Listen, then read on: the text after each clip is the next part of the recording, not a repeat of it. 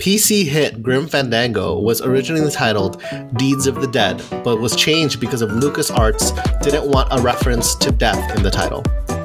Welcome to Professionally Casual Gamers, the podcast where two friends kick back after a long work week and casually talk about everything gaming. I'm your host, Ralph, joined by my co-host and ball juggling, dodge dabbing, Naruto wannabe, Alex. Alex, how you been? That sounds so perverted. What do you mean? Ball juggling? I don't know. Maybe my dodge dabbling, baby. I'll take the Naruto wannabe, though. I'll take it. Yeah, I'm good. Long work week, fast work week, though. Finally looking to get some good weather in Chicago. Like, consistent good. We've had, like, pockets of, like, good days out here in the Midwest. Yeah. Well, Chicago has that weird thing, right? Yeah, where you get a whole year's worth of, like, seasons and temperatures in a whole week. That was basically what we had for like the past 2 weeks. It's funny. Times. My wife showed me a graphic where like the weather in Chicago is like the 12 fall. Seasons of Chicago. Yeah, it's like fall and then winter and then like fake spring, second winter. My favorite one is the spring of deception. Yeah, which is probably what we had like a few weeks ago before like dip back into like high 30s. It's so funny because during my work calls, typically like it's weather talk from time to time, and that's then, when you know you're an adult, right? So my coworkers will be like, "Oh, how's the weather in Chicago?" I'm like, "Well, it was 79 the other day, but now it's back to 30, so that's a good time." It's such a bait. I know, it's crazy. Debate.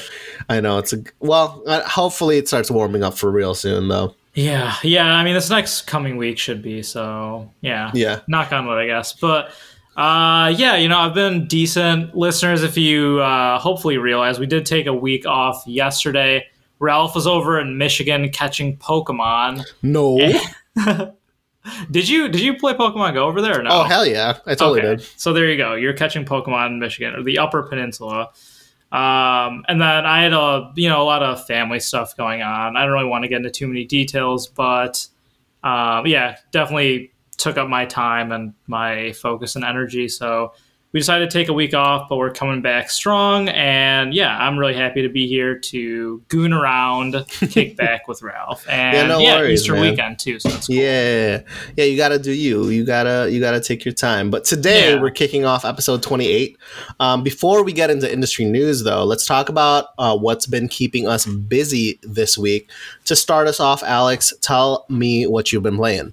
So I played possibly the most looking forward to game of the year, Knockout City. I hate you. I hate you so much. You thought I was going to start talking about Yakuza, didn't you? So the Knockout beta, it started, it might have been yesterday, and then it's going to, I think, tomorrow or Monday. I literally just played a couple rounds, and... yeah, it's super fun. Like, honestly, the movement feels really solid. I don't mind, like, it's got like the Fortnite-ish graphics, which doesn't bother me. I know that's something you're not super keen on. But yeah, it feels good to like catch the ball. Like, just think of like parrying in like Sekiro or like Ghost of Tsushima. It's basically that. Like, you hit L2 to grab the ball as someone throws a dodgeball at you.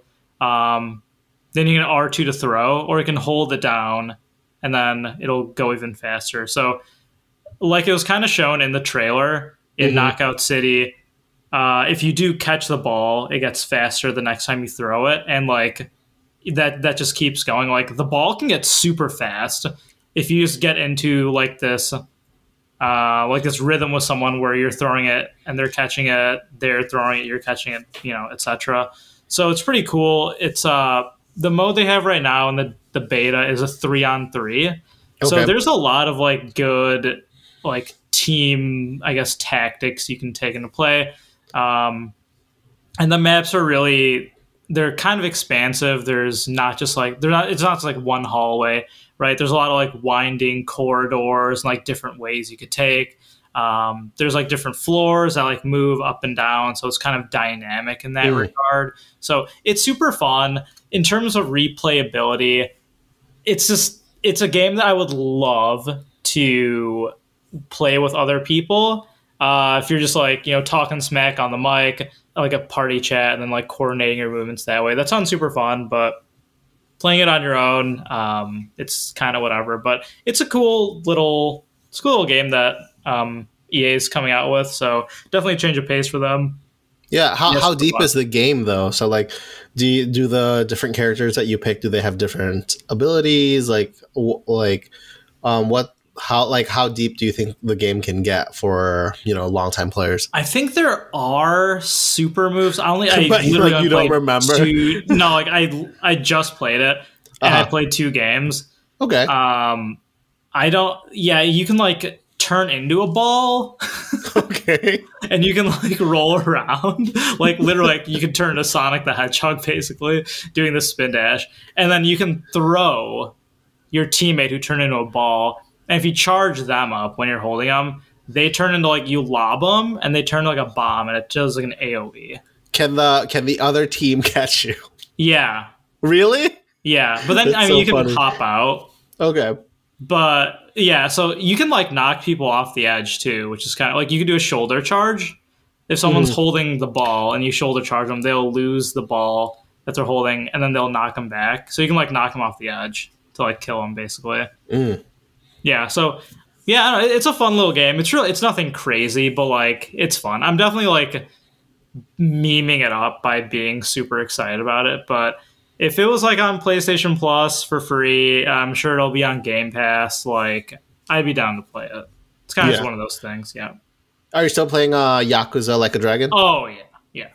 So, yeah, continuing that conversation, I feel like I don't think I've talked about it in a couple weeks, because the week before we had my dating life episode, the Alex episode, and then last week we took off. So, yeah, it's been a while since I've talked about Yakuza.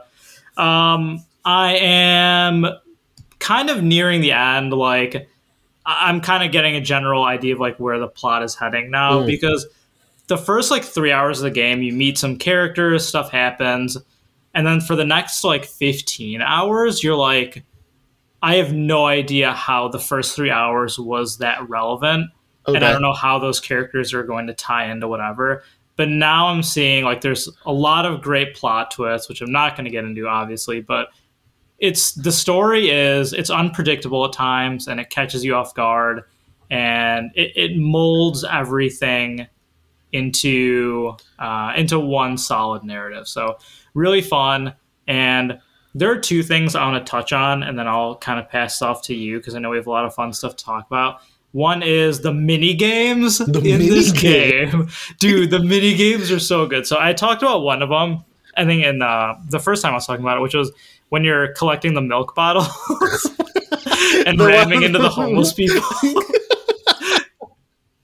So there's that. Another one is Dragon Kart Racing, which is basically just Mario Kart, if we're being honest. Like, you can get like the mystery cubes of the items, and you can like throw them at people. It is literally just like a Mario Kart spin-off. But like, it's a fun little addition to the game. Like, there's drifting and stuff too, and I like it's cool. But the best mini game is this thing where you get to be the CEO of a company. What? Yeah, and then you have to like, it turns into like a mini like management RPG simulator where you're like the CEO of this like rice cracker company. Are you actually the CEO? Yeah, you become the CEO of a rice cracker company. So you own the rice cracker company? Yeah, it's kind of like through some turn of events, like you are handed the CEO position of this rice cracker company, and your goal is to get it into the #1 business in Japan. You start at like not like 200th, and you have to get it to #1. And how you do that is like you hire employees. You have to make sure like their morale is up. You can level up the employees. The employees have different stats. You can buy out different properties. So you have to like allocate where the employees will go. And then based on their stats, like it can like improve how well that property does. You have to go into like shareholder meetings where it turns into like a turn-based battle. Oh my god. It's hilarious. Like, it's so cool, and it's like low key, like very in depth. Nice. Yeah, it's a fun little, it's a huge side quest, because there's like antagonists who control like the top corporations in Japan. So like they don't want you stepping up into their territory. So like, yeah, it's super cool. Love the mini games. Love that one especially. And the second thing I want to touch on with Yakuza, totally different from side quests and mini games, is one of the main themes in there is found family. Okay. Meaning, you know, your normal family is just, you know, who you're born with, your mom, dad, brother, sister, etc. Whereas found family is like people you meet along the way in your life that become really good friends, and you treat them like family. Because a lot of the characters you get in your party don't have family ties. The main character, especially Ichiban Kasuga, he's an orphan, I'm assuming. What? I'm assuming he's an orphan. Like basically, yeah. And then like his family was like the Yakuza who have betrayed him. So you meet like a bunch of party members who definitely not in the same situation as Ichiban Kasuga, but they become like so close with each other, and you know they'll die for each other. And yeah, it's really cool to see these characters who had nothing in common with just slowly come together for one cause, basically. Maybe this game will make you cry. Your first Cry Club game, you know what I mean? Yeah, the Cry Club. Oh my gosh. Dude, the Cry Club. Isn't that a throwback to one of our first episodes? Yeah. Oh yeah, it was Last of Us, right? That was in your Cry Club? Nah, dude. Persona 5 Royal just joined the Cry Club. I can't believe, like, well, you know, I haven't beat Persona 5 Royal, so I can't comment, but I can't believe Last of Us didn't make you cry, but Persona 5 R did. Oh, no. Last of Us definitely made me cry. Okay, never mind then. What are you talking about? I cried in the first, like, 5 minutes of that game. Yeah. No, there are feels, like, don't get me wrong, but yeah, dude, Yakuza's great. The characters are super touching. Yeah, it's a really fun game with a lot going on in it. Yeah. So, cool. I'll hand it off to you. What have you been up to? Oh, man. Oh, man. What have I been up to? I'm going to tell the listeners right now. Outriders. Outriders is it. It's the second coming. It's so good. It is very fitting for Easter coming up. All right. Second coming. Not joking. All right. Outriders is very good. I'm thoroughly enjoying the game. I played the demo a while back. I talked a little bit about it, but now I'm playing the full game. It just came out on Thursday, I think April 1st. And it has just been such a delight playing that game. It's been so surprising because it's hitting all the notes that I enjoy about these type of games. So if people don't know, Outriders is a game by Square Enix and People Can Fly. People Can Fly worked on Bulletstorm. They worked on Gears of War. And so they have a pedigree in like the shooter genre. Yeah. And there's kind of like a weird misconception about this game that it's like a Destiny clone. When I played it, it is not a Destiny clone. I would actually compare it more to Diablo and Mass Effect. And so people had a weird misconception about this game, thinking that it's a games as a service game. While it is like multiplayer, while it is online and there is an end game to it, the way the game works is it actually has a full length story. From what I'm seeing online, there's typically like a 20-hour like campaign just for the game. And it's fully fledged out, and there's a beginning and an end to it. And then I'm assuming you're going to get to do some other stuff at the end. But man, this game is super fun. It does have its flaws. There's some weird things that definitely like bug me about the game. But I am completely moving past them. And I'm saying right now that I think this game is going to be like a big deal moving forward. So, yeah, I was definitely one of those people who thought it was a game as a service. And then... You know, like when I saw it, I just kind of rolled my eyes like, oh man, they're really going to try this. This will be interesting. So how is it? So if it's not a game of service, where's the replayability? Right. So I'm just going to like pedal back to like, I was kind of in the same boat as you when this game first announced. Like I was talking mad shit about this game. I'll be real. When we first like saw it, like I think it was during like a PS5 conference or something, and I said this game's gonna flop. There's no time for this game. Like there's too many like games as a service out there. What differentiates this game from everyone else is that there's like a fully fledged story, and then the missions are replayable. What makes it kind of similar to games as a service, and I think that's where the misconception is coming from, is that it has a very similar loot game as Destiny, where you pick up loot and then you grind up, but you're not really grinding. So that's kind of what I'm trying to bring it out. Like, what makes this different from like your games like Destiny or like your Division. By the way, I put in like 300 hours in Destiny 1 and like 250 in Destiny 2. And so I'm very familiar with those type of games. So with those games, you typically just run through the story, get some gear at the beginning, and then the game really starts with the end game, where you're deleting gear constantly within the game. But like in Outriders, the moment you start the game, every single piece of gear is actually already very valuable. So like in Destiny, like, yes, you'll increase the reload speed, you'll increase the, the rate of fire on guns at the beginning, and then once you get to the end game, you get the cool perks like, increase your abilities, or like you get a second magazine clip for free. In Outriders, you get those immediately, which is like really cool and awesome. And there's a fantastic crafting system where you can delete guns, and then all of their mods, all of the abilities that guns have in the past, you can slot them into future guns. You can improve you can literally keep the same gun until endgame if you really wanted to. So like it is significantly more like an RPG than those games as a service games, which I think is a really big differentiator to those type of games. The replayability goes back to, obviously you can still grind out for gear and like look for higher rarities. It starts out with common, the normal stuff, rare, legendary, exotic, or whatever.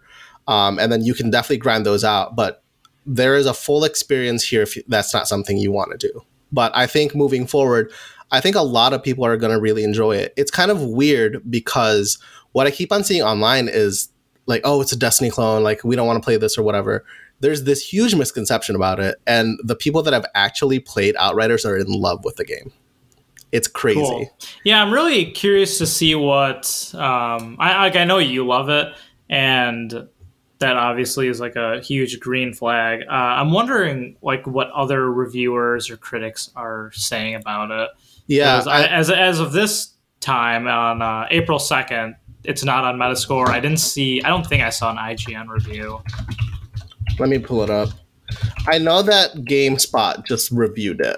Okay. They just dropped a review for it. GameSpot gave it an 80, I'm pretty sure. That's pretty good. Yeah, so it's a pretty high score. Are there dungeons you could do with other people? Yeah. Like so every single story mission is you can do multiplayer. But what's really cool about this game is that I've actually been having a fantastic time in single player. And then what's cool about it is that you can make the game as hard or as easy as possible. So there's these things that are very similar to like Diablo games where you can change the level of the world. And so like in Outriders, you can have world tier 1 to world tier 15, I think. And so the incentive for increasing the difficulty is that you can get better quality loot, right? Yeah. So like it incentivizes you to play harder for the game so that if you want better loot. But if you want to just play through the story and stay in level 1, you can totally do that if that's what you want. Interesting. Does it have similarities with like Monster Hunter then as well? Nah, not really. It's definitely closer. It's definitely closer to Diablo. I want to say that Outriders is a Diablo game shooter, like a legitimate one, and that it has a Mass Effect like story. Okay. Yeah, that sounds exactly up your alley then. Exactly. Like it's like two of my favorite games. You know, Diablo is like super fun, and like I think the reason I really enjoy this game is that one, the story, yes, is a little bit cheesy and campy, but it's kind of cool and interesting. And then two, Diablo, one of the big things that make Diablo interesting is building up your character and making them the way you want them to be. And yes, you're clicking people and then you're using the abilities, but what makes this game, I want to say like a better feeling Diablo, is that you're actively playing. So instead of just clicking the screen, you're actively shooting things, you're using your abilities constantly. It's so fun. Like I don't know what it is. Maybe this is just like the perfect time to get me, but if you were a fan of Destiny, if you were a fan of The Division, I highly implore you to play this game. Highly implore. He's begging you. I need people to play. Is there crossplay right now? Yeah, so there's definitely even with crossplay. The servers? Yeah, so that is one thing. Thank you for bringing that up, actually, because I don't want to they're like, oh, Ralph, this is a great game, but I can't get on. It's kind of, it runs into the same games as a service issue where there's been survey issues for 2 days already. Server issues. It's nuts. Yeah, server issues are terrible. There is crossplay. They turned it off though. Between console and PC. So PC, Steam and Epic Game Store can still play together.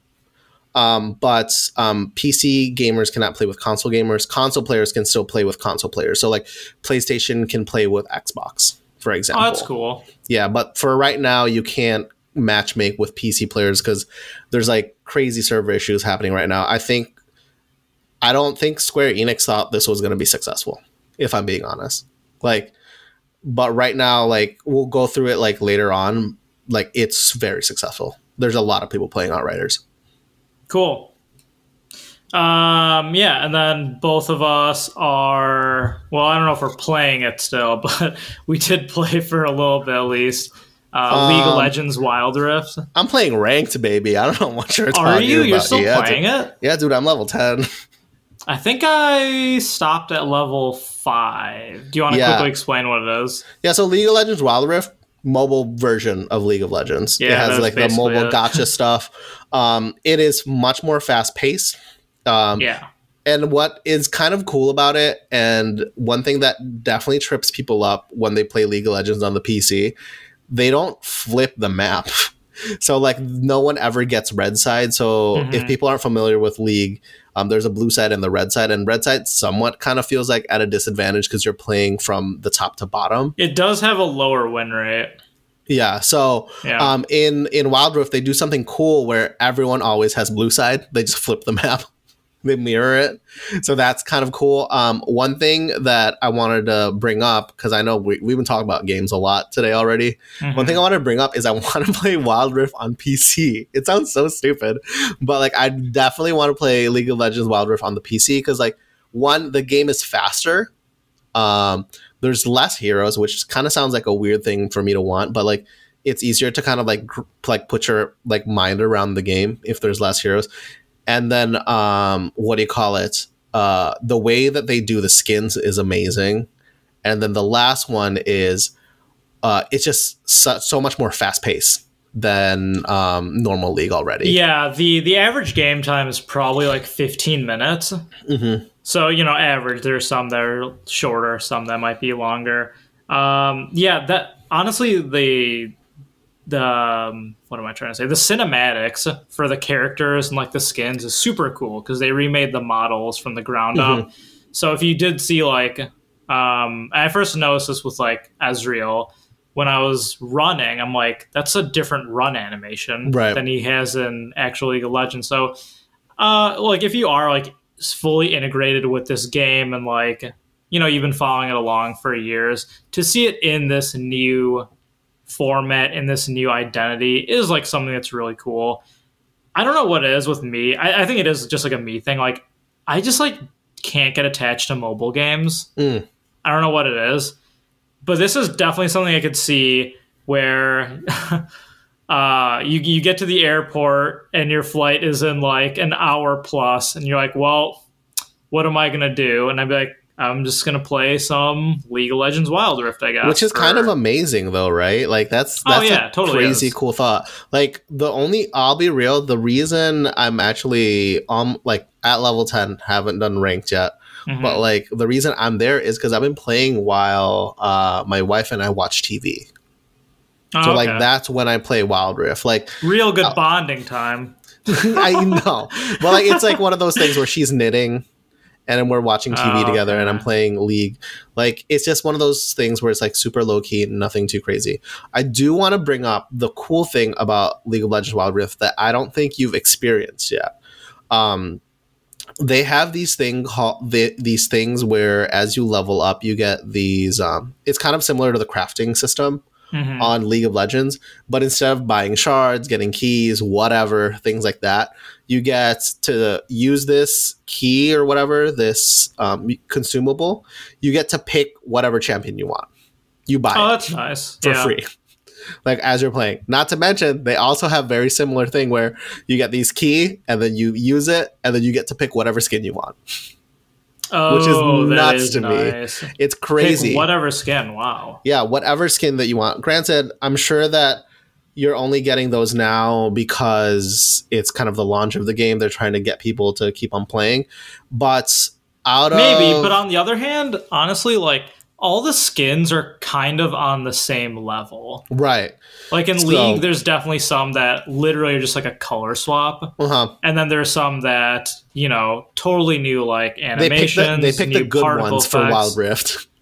Yeah, and then, I don't know, even then, like, yeah, like they just remade them from the ground up. Like, they all look really cool. Like, it's a really well done mobile game for sure. For context, like that, I think I may have put in maybe 3 or 2 hours into Wild Rift. For context, I want to say I got 15 free champions. Oh, nice. In 3 hours. That's a lot. Yeah. And I want to say 10 free skins. Nice. Where I was able to choose what skin I got. And they also give you other keys where it's a random champion and a random whatever, but they're split up into 2 camps, which is kind of nuts to me. Yeah, but it's, you know, we don't need to like go into it much further, but like it's cool. If you like were curious about League of Legends, like this is a pretty cool way to check it out for sure. Yeah, for sure. Well, drains your battery though. It does. Yeah. On that note, we definitely talked about games way too much already. We do have segment 1.5 over here, some social media comments. Thanks everyone for dropping those comments. I'm just going to go through them. This segment where we personally shout out some of the comments we get last week on our social media platform. So one of the comments were from B-Wall on the dating podcast that we did for Alex. Quote, plot twist, your date comes back with you and beats your ass in Smash Bros. Yo, all right. If that happened... Wait, pause. Okay. If that happens, that lady is a keeper. No, that's what I'm saying. Oh, really? Like, that is the biggest turn on ever. Don't say if she's that. Like, like you have Smash Bros? Cool, like we could play. And be like, yeah, okay, yeah, we'll play some Smash Bros. You sound so shitty. Oh, okay, you want to play some Smash Bros? Let's play some Smash Bros. I'll use Kirby. Yeah, and then she just proceeds to 3-stock me, and I'm just like, man. Dude, I'm just like, I would right then there get down on one knee and like propose. Your jaw would be agape, dude. It would be. Like, can you imagine if Sam was like watching you play Tekken and be like, oh, this seems like a fun game, and she plays with you, then she just fucking rolls you. I'll be real, she's done it before. She's beaten you in Tekken? Yeah, it was one of those things where I was not taking her seriously. So that's why you married her. Maybe. I was not taking her seriously, and she's very good at button mashing, I'll be real. Like, just slaps the controller against her thigh. Yeah, and like I lost and I was very concerned to myself. That feels bad. Or when someone plays like Eddie Gordo and they just button mash kind of. Tekken. Yeah, I don't lose to Eddie anymore, though. I used to lose to Eddie when I was like a child, but now I know he's definitely a noob stomp character. Yeah. And he beats me every time. So yeah. Marry that girl, man. Marry that girl. Honestly, like, I would be just in awe and I'd be so happy that this girl beat me in Smash Bros. That's the highest of compliments, really. That's a shout out to all the listeners. If you can beat Alex, come on. That's wife material. There was another comment from Paloma. I like the idea of properly displaying your nerdiness. If there may be cringy figurines, mayhaps you hide that one until further down the line. Frames and shelves, my Funkos and Legos are on my bookshelf. Also, I bought the 25th anniversary Bebop collection that came with an art book and vinyl of the soundtrack. Can I watch Bebop for free on TV? Yes, but the collection is glorious. Yes. I would just want to know, like, anything from Cowboy Bebop is great. You know what's crazy? Alex doesn't like Cowboy Bebop. How crazy is that? I was totally going to get into this, like, I know, Paloma, like you're one of our great fans, so hopefully you don't just like shut off the podcast right here and then. So I never grew up with Cowboy Bebop. Like I saw it on Toonami every now and then, but it never like hooked me. And then as I became more of an anime fan, Conan and I watched it. When did we watch it? Maybe like a couple years ago. And honestly, like I respect it. So here's the thing, like for its time, it was probably effing amazing. How patronizing of you. How no, dare you? I think that's a fair statement. For its time, it was amazing. And like the animation still stands up well. The music, like the OP is awesome. Tank is such a good anime OP. Which, you know, that's why you got the vinyl, right? The characters are cool too. I just didn't like how it was episodic. Okay. I think Cowboy Bebop is still amazing to this day. I don't know. Have you watched it recently? No, not since college, but I think that's somewhat recent, I guess. So my thing with Cowboy Bebop was like I was super into like the actual quote unquote main story. Okay. But there's only like 2.5 episodes that are actually like a main story. So you don't like the vignette kind of deal. Right, which is kind of weird because I love my trashy slice of life anime. But when it came to Cowboy Bebop, like like Spike, his past, and like what's driving him in this current situation, like I was like super into that, but they just like weren't covering that until like the first and like last episode. So I was like kind of lame, but then they had an episode where they tripped on shrooms and that was hilarious. So well, but no, I'm totally down for collector's edition stuff. I think it's probably in regard to me buying the Your Lie in April Blu-ray collection for $100, which since that episode, I then bought the Violet Evergarden complete collection. Oh, man. Because Cohen and I are going to see the movie tomorrow in theaters, because it's in theaters for like 3 days or whatever the heck. Hey, man. And then I bought 2 more figures. So. Are theaters even open right now? Yeah, there's only like... And it's nice because you select your seats beforehand. Yeah. And I was looking at it, and there's probably only going to be like 20 seats open. Yeah. But, you know, we're also seeing an anime movie, so there's probably going to be like 5 other people in the theater. Yeah. On that note, on collections, shout out to Brendan, not B-Wall, but like Brendan from my work, where he just got like a giant Ridley statue. And I saw that on Facebook. Yeah. And I made the mistake of looking up how much it was. Oh no! How much was it? I think it's like $600, $700. Oh, and man! Right. So I went into a weird little rabbit hole of like, do I want one of these? Like eventually, when I'm more affluent, and like I saw a Charizard statue that lights up that was like $300 up $400, dude. Oh, that's half of the Ridley one. Yeah. Yeah, but it's not as big as Ridley, though. It's not as big. It's not as 50% off. Yeah, 50% off. Don't tell my wife. I'll probably buy it. Like she's probably going to listen to this episode. Maybe. Who knows? Well, on that note, thanks, listeners, for sending us some comments. Please send those over. DM us about more Cowboy Bebop stuff. I'm down to get into like a full-blown discussion about it. DM Alex about joining our Outriders team. Oh my gosh. Sure. I guess that's a good segue. Yeah. On that note, for industry news, amazing. Dun, dun, dun, dun. Outriders Steam release is now the biggest launch on the platform for Square Enix game in Square Enix's game history. You want to try that one again? Well, you wrote it weird.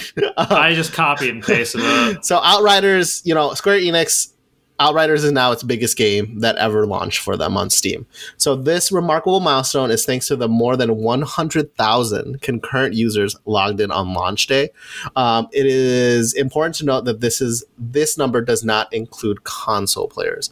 What's also nuts is that Avengers, if I remember correctly, on launch had roughly 30,000 players on Steam, which is a significantly bigger IP or property than this completely like strung together new platform game for Square Enix, which is amazing.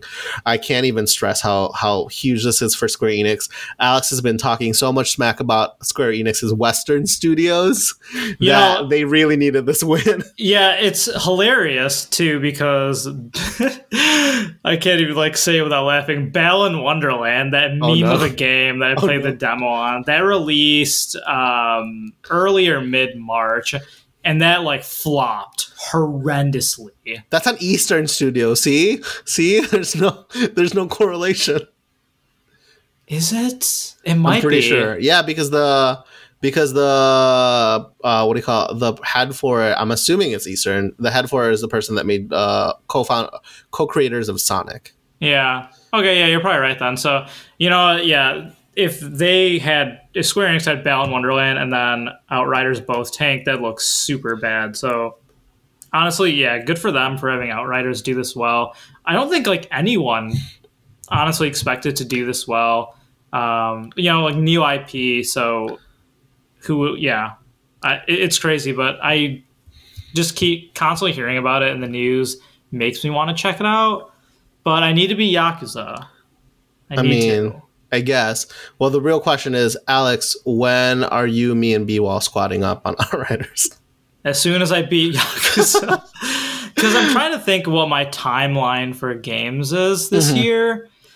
The big one that like I'm gonna drop everything and play is Kena Bridge of Spirits, and then there is the Final Fantasy VII Remake Intergrade, that DLC, which shouldn't be like a big deal. That's probably only gonna be like a 5-hour DLC episode, I'm guessing. 5 hours like max, to be honest. So I do want to play this, hopefully like in a couple weeks or like May.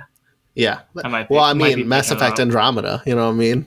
That's 120 hours right there. That's or not Andromeda Collection or Legendary Collection. The Mass Effect Collection. Yeah. It's too much. But on a serious note, right? So this game, very much a surprise. Like, do you see a future for Outriders? Granted, you haven't really played it. You're kind of hearing secondhand knowledge from me. Yeah. But like, does this like bode well for people can fly and Square Enix? Yeah, so I think this is why I asked you this earlier, is just what's the replayability, because it's a cool concept. The studios working behind it are reputable, like they know what they're doing. Like I said, Bulletstorm, like Gears of War. I think like I like third person shooters a lot.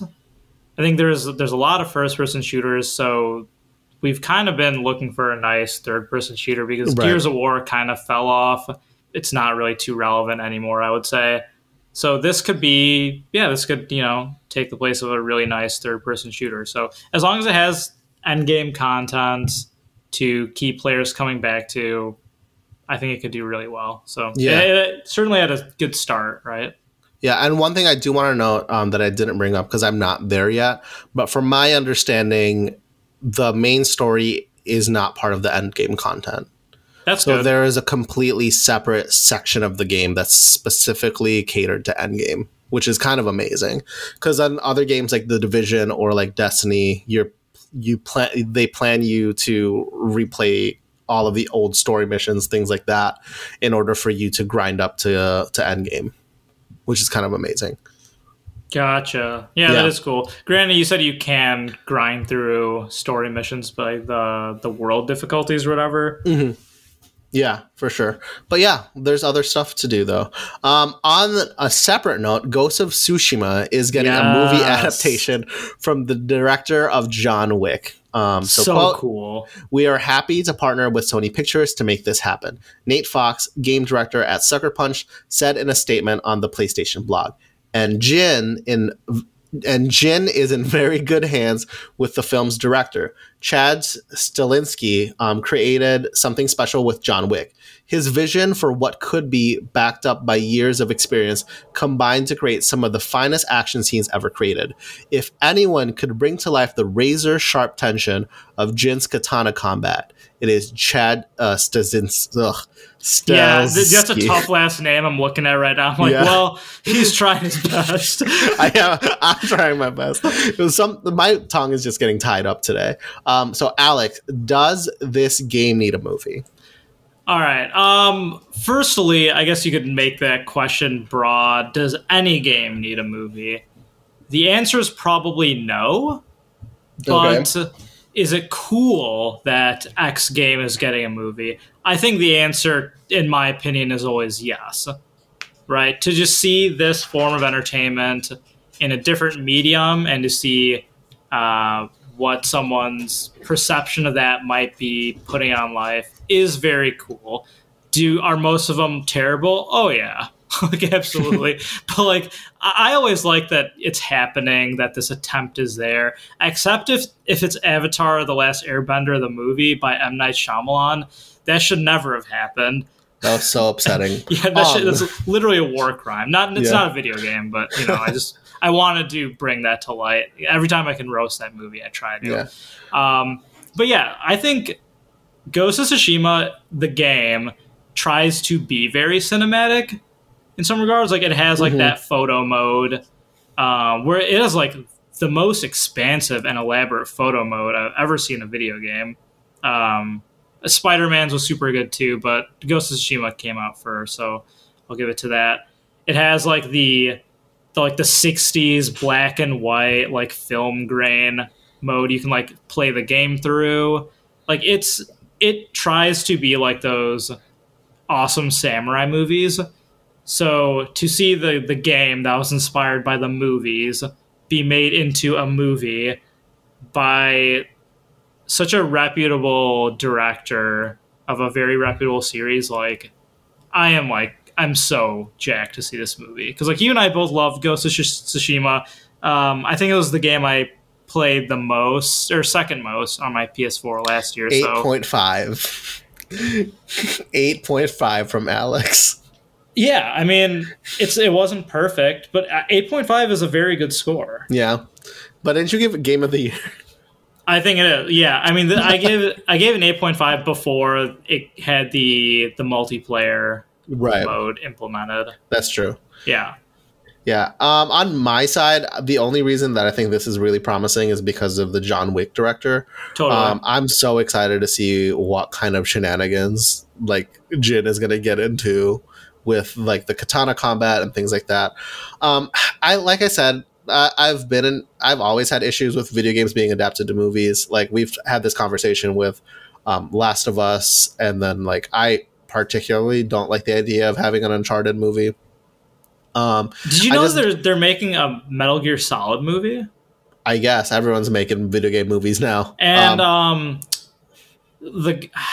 Oscar Isaac, I think it's his name, Poe Dameron from the new Star Wars movies. Yeah, he's gonna be Snake, and I'm like, I didn't really notice it before, but he literally just looks like Solid Snake. I wasn't a Metal Gear person, so like, I wouldn't. I'm not know. really either, but like, I'm down to check it out. And there's Mortal Kombat coming up, and there's coming out like a Twisted Metal series too. Yeah. I'm excited about Mortal Kombat. It's kind of interesting that like the big movies are coming from Sony, which kind of makes sense because they have their own movie studio. Yeah. I just need Sony to make sure that these IPs are respected, because like, it's just one of those things where like, with video game movies, a lot of like Hollywood just doesn't respect the source material. They need to make it like, they change it too much to make it more Hollywood, and like, the reason those like games are so well loved is because of the content. So like, obviously it would be very difficult to condense everything to like maybe a 2 or 2.5 hour stint at the theater, but like, that's kind of my concern, because like, the reason you end up loving these characters in the game, loving the story in the game, is because you have that 20 to 40 hour time with them to really get attached. So I don't know. That's where I'm at. I hope it's good. That's a very fair concern. I think video games, like, if you asked like Hollywood 5 years ago, they would just like, scoff at the idea of taking like a video game franchise seriously. But nowadays, like, video games are very well regarded. It's because video games make more money than any other media now. Yeah, like that's definitely a huge part of it. And then COVID has, I think, accelerated that likeness to video games. It's like, well, what else are we gonna do? It's like, oh, there's video games. Oh, these are actually, they tell very good stories. I'm getting like very attached to these. So, and I think since Sony is in charge of their own properties, I think they do care more. Well, rather, I would like to think they'll handle it with a lot more care. So I'm very hopeful Ghost of Tsushima is going to be, yeah, it's a cool IP, so I'm super excited to see what can happen with this. I'm going to tell you right now, I hope the entire movie is in Japanese. I really hope the entire movie's in Japanese and everything's subtitled. I don't think they'll do it because I think it reduces the marketability of the movie, but like it would make sense if it was all in Japanese. It would. I think if the game was only in Japanese, they would do that, but obviously it wasn't. Yeah. There was English dub, so I think they probably wouldn't. That I don't know if that'll bother me. But I see what you're saying. It definitely make it more will go authentic. Right. Because, like, yeah, if I'm assuming that this game is kind of going to lean, like, obviously Ghost of Tsushima is not historical at all. Like, it's inspired by historical events, but it's not one-to-one historical. But, like, if it's going to go that way, like, it would just make sense if it was in Japanese. And I kind of hope that they respect that. But, like, it just wouldn't make sense from a monetary standpoint because people hate reading. So... Ew, reading. Ew, 13 Sentinels. Yeah. Oh my gosh. But I'm optimist. I'm what do you call it? Cash. What do you? I forgot. I'm like losing. I don't know what today. you're trying to say right now. I'm optimistic about the game, but I'm putting my walls up. I'm totally losing that word. On that note, holy crap! Okay, so did you just like stroke out? Maybe. Literally, the comments for next week, like, did Ralph lose his like? Did he have a stroke? Did he die? All right, moving on. 3/31/21 is the day that Mario died. Rip. Kinda, but not really. Nintendo has stated that March 31st. We'll see the end of the service of Mario Bros. 35 and the end of the sale for Super Mario 3D All-Stars, which I think is really stupid, by the way. Yep. Mario will continue to power up, reads a tweet, so please continue to support us. Following this tweet, there have been a surplus of memes on the internet of Mario dying, even joking that now is the time for Luigi to rise up. Luigi mains rise up.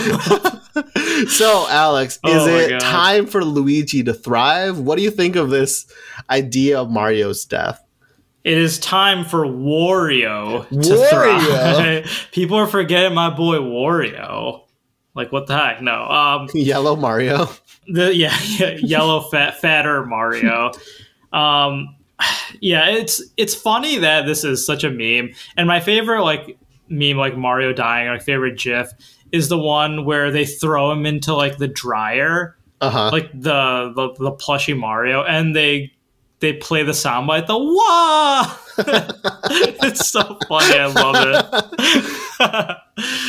Oh man, but yeah, I mean, part of why I think this is coming to light so much is because of how crappy of a business practice it is. This quote unquote artificial scarcity of Super Mario 3D All-Stars. Like, oh man, like we wish we could keep selling this, but we just can't because reasons. Mm-hmm. So for context, listeners, Mario 3D All-Stars is a game that compiles, I want to say, Mario 64, Sunshine, and Galaxy. Yep. And it was digital, right, Alex? I'm pretty sure. There were physical copies. So there were physical copies. Now those are being removed from the shelves. And they're selling it digital. So everyone's kind of like a little bit confused about it. I'm like, but they're also removing it from the digital marketplace. Right. So they're removing it from the digital marketplace. So that's why everyone's a little bit confused. It's like, oh, like it's not like you're producing it. Like it's not like you're making carts of it. Yeah. So why are you removing it from the marketplace? So they're adding this, like Alice was saying, is like this artificial scarcity that people are a little bit upset about. They're doing the Disney Vault thing. Yeah. So I don't know why. Except there's not Nintendo Plus, so I can't just like play it when I want to with the subscription, unless Nintendo Game Pass is coming out. Not a chance, dude. No, that's the only reason Nintendo's surviving. Yeah, that's so true. Giving their Wii U re-releases for $60. Oh man. Ugh. Well, I have a question actually. Like, do you think Nintendo's going to play along with the death of Mario, or is that a little bit too morbid for their brand? I don't know. What do you mean by that? So like obviously like they do the Mario Day, right? They're the ones that started that out. Mario and March 10th, right? Yeah, Mario Day. Yeah. So I'm trying to think like moving forward, like on social media or like on like branding stuff, are they going to do like a Mario's death? Like, are they going to recognize March 31st as Mario's death, or is this like just kind of forward? Or is this just kind of gonna be a 2021 kind of deal?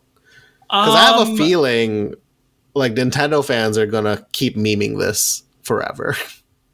I wonder. I mean, the thing is the attention span of the internet is very, very short. Mm-hmm. Like, unless someone's getting canceled, like, people just forget about whatever they're talking about, like, the next day. Honestly, kind of myself included, to be completely frank with you. But, so, I don't know.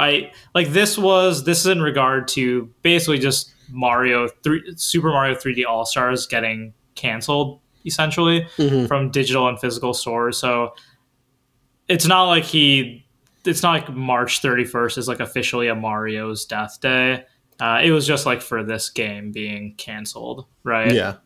So sure. Unless they bring it up again, which they probably will, will next year or later this year put it back on shelves and then re-cancel it.